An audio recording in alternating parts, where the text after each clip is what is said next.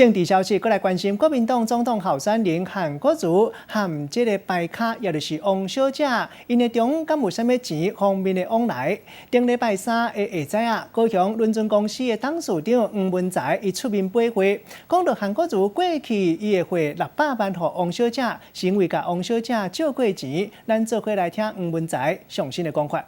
当初有朋友来找韩总跟我要投资一家 LED 的公司，那投资因为那时候韩总是在失业然后我们2个人的钱事实上是不够的。那不够的话，后来我们就因为我们有时候会跟王姐打麻将嘛，然后在牌桌上面就讲到投资的事，然后就后来就讲好，就是说。这个投资是由王小姐来负责资金那讲好是说我们3个人共同投资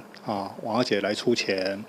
赚钱是3个人分，赔钱就韩国瑜跟我2个人负责就后来这家公司倒了那以后我跟韩市长等于就欠王小姐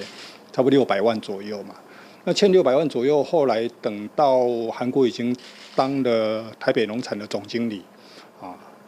当了总经理以后，那王小姐那时候她要买新庄的一个房子，她想要投资她本来想说，那你韩总已经有在上班了嘛，然后就看能不能请韩总跟我还钱嘛。那韩总刚上班也没钱然后他就只好卖掉就是以前投资的股票国内一家上市公司的股票，然后大概卖的股票的钱以后就转给就汇了差不多600万左右，还给王小姐，然后是汇到王小姐2姐的户头。这种算是私人隐私的事情，壹周刊怎么会有这个资料，对不对？所以我是非常